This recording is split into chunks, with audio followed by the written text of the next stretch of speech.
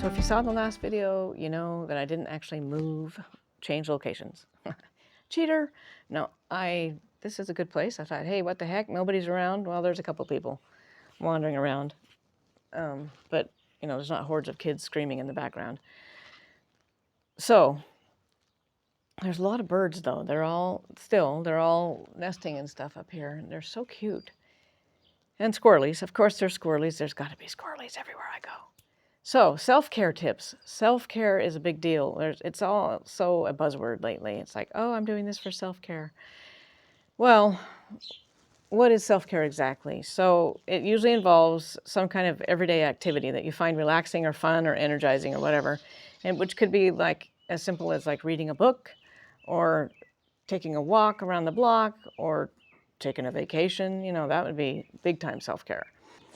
There's a formula actually for self-care that's like 5 minutes a day, an hour a week, and a day a month, and a week a year. So 5 minutes a day, do some kind of self-care. Then an hour a week, do some kind of self-care. A day a month, do some kind of self-care. And then if you can swing it, a week a year, do some kind of self-care. So you want to like get into this routine of being able to do some kind of self-care for, oops, hello, I just dropped you, for at least 5 minutes a day. Hopefully you can do it for a little longer. There's a fine line between self-care and then just not doing anything, but we'll get there. So self-care means taking care of yourself, your body, yourself. Part of that is taking care of how well you sleep and how well you eat and what you're eating, when you're eating, and resting. Resting is different than sleeping. Resting is just chilling. Sleeping is when you're like out, you know. But you want to be getting enough sleep, at least 5, 6, 7, 8 hours. You aim for 7 or 8. That's like, you know, the goal. But this, you know, 3, 4, 5 hour a night thing constantly is not self-care. If you have a sleep disorder, talk to the doctor. Just going to leave it at that. A lot of times we tend to push ourselves onto the back burner and we don't give ourselves the priority that we really need, because when you think about it, all the stuff that you got to do, it's like, oh, I've got to go clean the boxes, or I got to, you know, oh, hello, I got dive bombed by a bird. I got to empty these boxes, or I got to vacuum the floor, or I got to, you know, go get gas, or I got to whatever. All that stuff will still be there after you take your 5 minutes or your 15 minutes or your hour or whatever, your self-care time.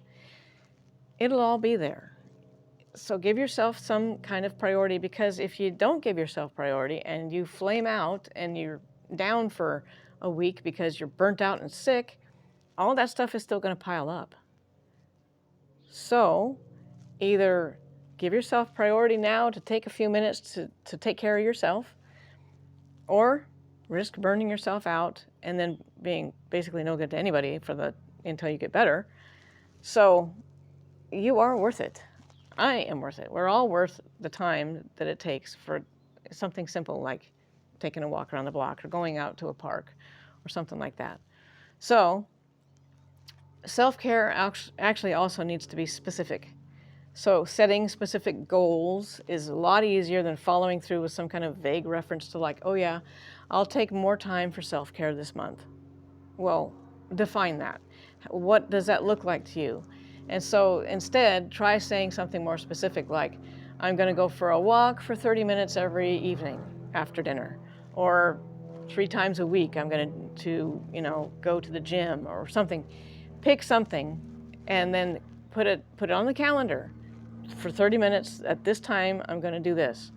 Or for 10 minutes, I'm going to do this. If you can slip it in, like when you're standing in line at Costco for hours on end on a weekend. If you like to read, take a book. Then you can read while you're waiting in line. I've done that. It makes the Costco line go a lot faster, trust me on that. Because it just takes forever, and you're standing there, instead of standing there looking around and getting irritated because like, that line's moving faster than mine. Why? I was going to go over there, and you get all mad. Take a book. Literally, take a book, a paper book, and stand there and read. Or go over to if it's Costco, you can go to their book section, grab a book and read it. Give it to the clerk when you're done. So another one is to make self-care a habit. And we do really good sometimes for 3-4 days, maybe a week or whatever, and then we kind of drop off, flame out. It's like, oh no, I really, really need to take care of this thing today. So maybe it is something that's very important that actually does need to be taken care of. Do it, but then still don't get out of the habit of giving yourself that time in the day or the week or whatever. On here, it says, just like eating one apple won't keep the doctor away, using self-care just once won't make much effect on reducing stress. So it says, choose activities that you can do often and that you'll stick with. Although I do have something to say about the apple a day keeping the doctor away. An apple, if it's thrown hard enough, will keep anybody away. So, but I don't advocate throwing apples. Anyway, so making self-care a habit is, try it for a day. You can even put it on the calendar.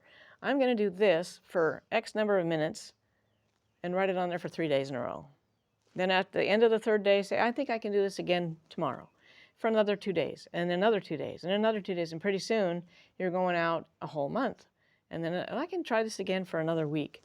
I can try it again it's the same with dieting. If you're into dieting or elimination diet, kind of get rid of like gluten or something in your diet, instead of going cold turkey whole hog, it's like, do it a step at a time, baby steps. If you set a goal, I'm gonna stay off my phone or technology or something, every night starting at 6 o'clock, no more phone, no more computer, no more TV or whatever, that's not gonna last very long. That is an impossible goal. Something's gonna come up where you're gonna be pushed up against that corner where you need to use your phone or use your computer or something on the TV or something. So setting a goal of something more realistic, like, 3 nights this week, I'm going to stay off of my phone or my computer or whatever for 2 hours from this time to this time or whatever. Instead of setting that unrealistic goal, it's a good goal to say, okay, forever and always, I'm going to be doing this. But don't go there yet. Start small. That's small steps, baby steps thing I advocate that for just about anything. Just about anything. Brain surgery, probably not. Something like that. So set boundaries too, because you're going to need to protect that time for your self-care. So it's perfectly fine, and some people have trouble with this, it's perfectly fine to say no to somebody else. If they say, hey, do you want to go out and do this, whatever, or hey, can you come over and watch my kids or whatever, it's okay to say no if that's going to conflict with your self-care routine or your self-care time. And so sometimes we need to remind ourselves that our needs are just as important as anybody else's needs, right? So people have trouble with that, especially people that weren't allowed to have emotions as kids. They have trouble with that, accepting that their needs are just as important as anybody else. So even if you can only manage a few minutes of self-care a week, that's better than none, right? Because if we're constantly going, we're going to go and just flame out completely. But if you're going, and you feel yourself flaming out, stop doing your self-care or whatever so you can get back up where you need to be. Having an uninterrupted, nap for 15 minutes or some kind of, just run up to the ice cream place, get an ice cream or whatever. Some kind of something, a walk around the block without your phone, without anything playing in your ears, or just take time to go out and to hear the birds and the bees. Not those birds and bees, but the birds and the bees that are buzzing around and the flies. Go out and hear nature. Nature is healing, which is really why I want to get back out into nature. We have to be careful, though, what we define as self-care. So self-care is something that you enjoy and that you find relaxing. However, substance use is not self-care. Having a joint or whatever is not self-care. Having a beer, that's not self-care. Even though you enjoy it and you find it relaxing, that's not self-care. Self-care, the first thing on there was taking care of your body, right? Your physical self, sleeping, eating right, resting, and all those things that involve exercising, taking care of your body. Doing drugs, drinking alcohol, overeating, all those behaviors that are not healthy for our body don't count as self-care, no matter how much you like them or how relaxing that you find them, don't count. Sorry. So even if, you're doing self-care when you're not feeling so hot, when you get to where you're feeling good, keep it up because something's working. Do self-care even if you feel fine, even if you're not having an issue. It'll keep you in a healthy routine. That's part of taking care of yourself, which is why it's called self-care, right? Big loud truck. So that was it for self-care. I mean, there's a lot on the topic, and if you want to know more specifics about something in here, let me know. Leave a comment. I'll post the link to this list in the bottom below the video. Scroll down past the description and stuff to the link that'll take you to this handout that tells you a little bit more detail about self-care. If you have any comments, any questions, whatever, just make sure you hit that comment button, or you can hit the little thumbs up and like it. You can hit the little subscribe button. You can hit the little bell so you'll know when I post a new video. I'm trying to get to, even just 100 subscribers right now, because right now I think I'm at 34. I had 35 and I lost one. When you don't have very many subscribers, you know when you lose one. And it kind of is a bummer. But whatever. I do these videos for me, mostly, and for my family. It started out as my hiking, to show them where I go hiking.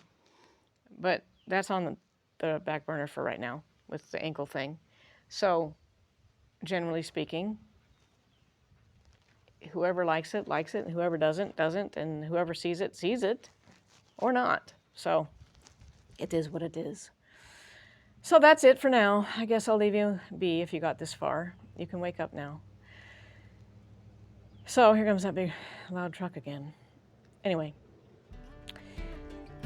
So for now, I'll leave you alone, and in the meantime, you can take it easy, and I will talk to you later.